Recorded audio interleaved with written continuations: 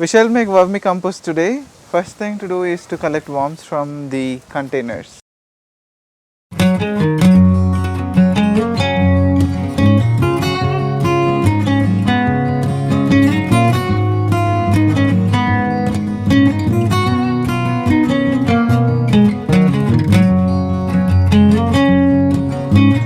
We have got these many earthworms in this container. ఆడుకుంటుంది.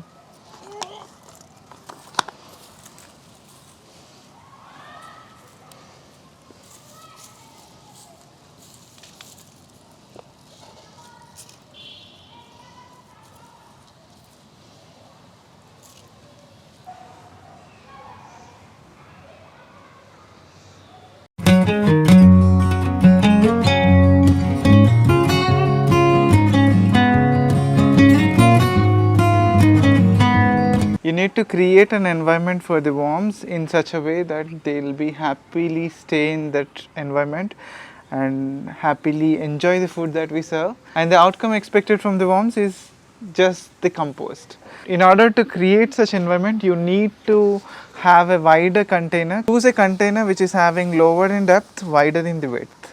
So something like this. Make sure the container is having enough holes at the bottom, also on the sides, so that worms will be able to breathe without any difficulty.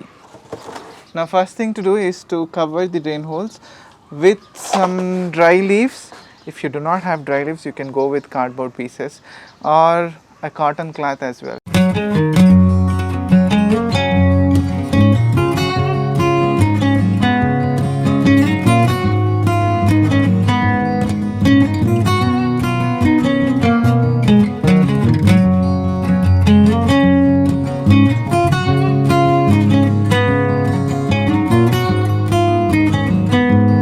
Now we need to add some old soil. So we'll spread this about 60 to 70%, and the remaining we will fill it up with the kitchen waste or the waste, biodegradable waste that our worms will love to eat. Do not fill the entire container with vegetable and fruit waste and leave the worms in it. Worms may not survive in that condition because lot of heat will be produced when the waste that we added gets decomposed. If you add old soil or normal medium, this can be considered as a normal medium for the worms, so they can enjoy staying in the normal medium, but when they feel hungry, they can go to the food that we supplied, nothing but the vegetable and fruit waste. They will eat and come back to the normal medium and stay there.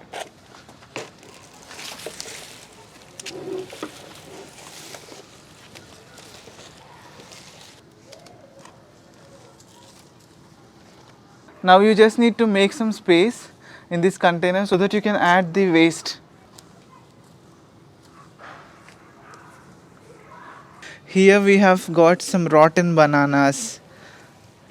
These are some chicos, mango peels, dragon fruit peels, leftover vegetables, anything that is biodegradable.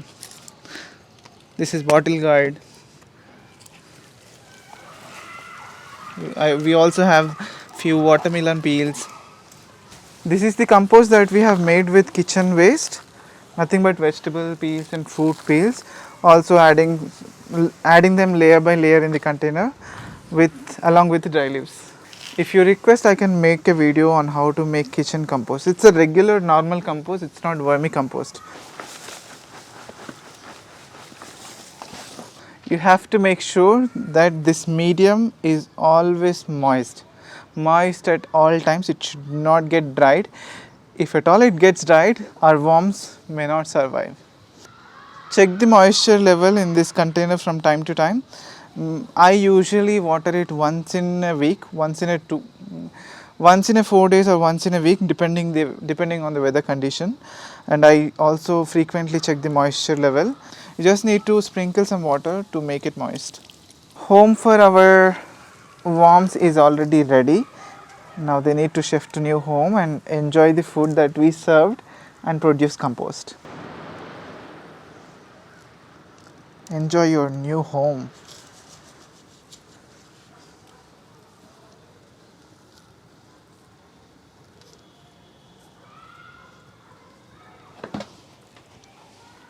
Placing of the container or the worm bin is also important. You should not keep the container to direct sunlight. You may keep it under shade net, or I would suggest you to keep it under complete shade. I usually place it under the water tank so that it may get sunlight in the morning but not in the afternoon. I will make sure that the container is not getting harsh sunlight that can damage my worms. To keep the worms healthy, you can you can mulch it with some cotton cloth or cardboard pieces or paper or some dry leaves. I'm just covering with some banana leaves.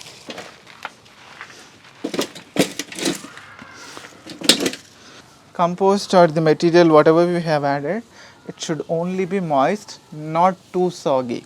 As in, when the waste that we have added as gets decomposed, there is a high possibility that it will leach some liquid. So make sure to collect the liquid that is really nutritious. So my container designed in such a way that the liquid will also be collected in the bottom tray. Now you can cover the lid and let the worms do their work, and do not cover it airtight. I'm covering it like this so that air can pass through and worms can breathe easily. I have also got 2 more containers. I will repeat the same process for these 2 and stack them in the same area. It has been like more than 20 days that we had this setup.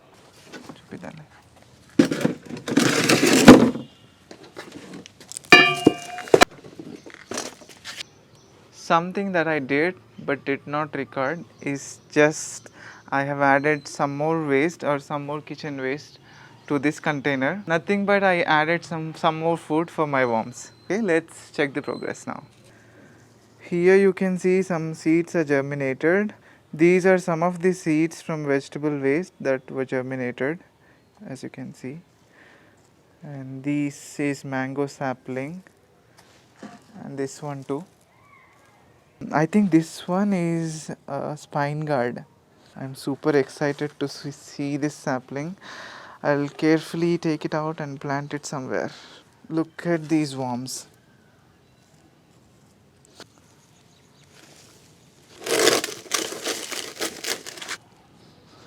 So you can see how healthy our worms are, how active they are, and see.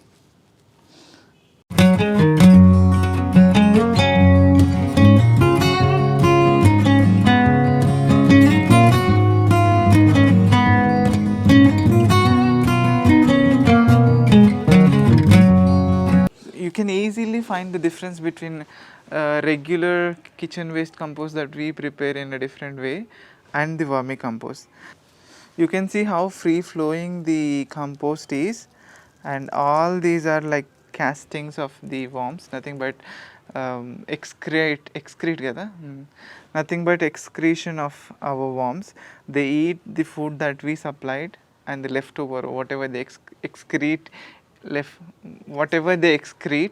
is what we call vermicompost. I'm regularly watering the compost bin to keep it moist all the time. The water that is dripped from this container is getting collected from the bottom tray. That is what we call vermi wash. You might find some maggots in this. So all these are maggots actually, which is quite natural because during the composting process flies lay eggs and the eggs converted into these maggots, and they are not harmful for our plants at all. In fact, they release some kind of amino acids which are beneficial for the plant's growth. What I'm doing is once in a while I'm collecting the vermi wash, nothing but this liquid, into this bucket, and this I will be diluting and spraying. This I will be diluting and serving to our plants.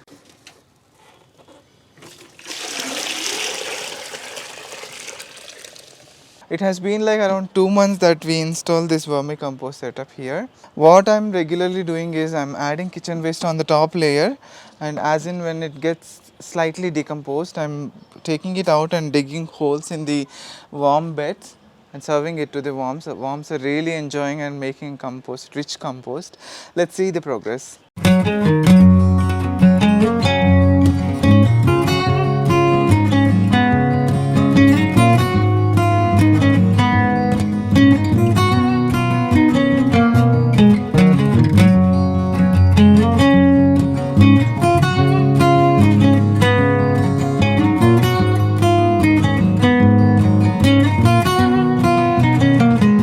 Like I said before, it may have some maggots in it. Do not get, it may have maggots and other insects. Don't worry and don't get scared of such insects. They're not going to do any harm to you or your garden. They'll help in decomposing the kitchen waste. Now we will sieve it a little so that we will get the fine compost as output.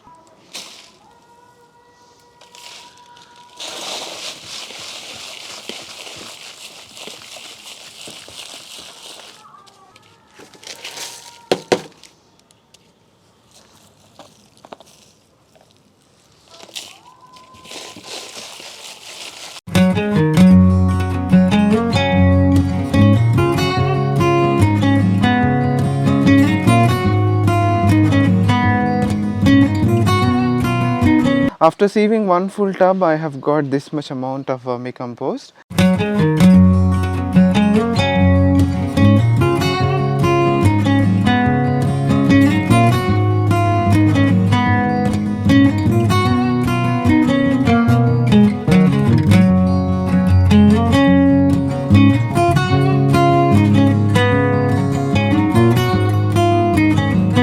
So let me show you how I will be applying this to our plants. I took 3 portions of vermicompost and 1 portion of Epsom salt.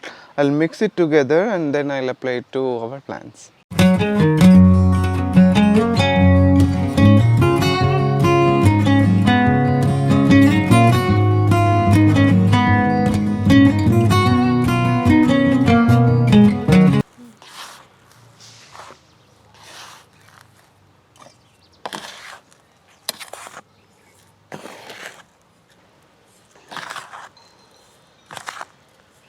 Mixing Epsom salt is not mandatory, but I follow this because it is giving me better results. This can be served to all kinds of vegetables, leafy vegetables, flowering plants, fruiting plants, ornamentals. This can be served to almost every plant.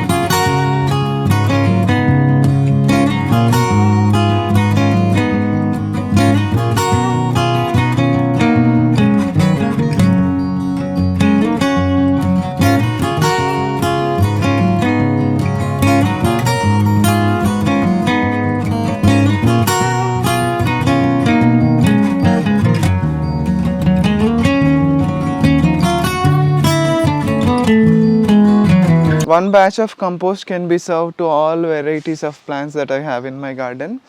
I'll repeat serving vermicompost to my plants once a month. You can follow the same. The leachate that is the liquid that is oozed from this vermicompost is called vermi wash, I told you before. So that I will be diluting and I will be spraying it on my plants as well. That is all in this video. I hope you really enjoyed watching it. If you don't understand anything, please do let me know in the comments.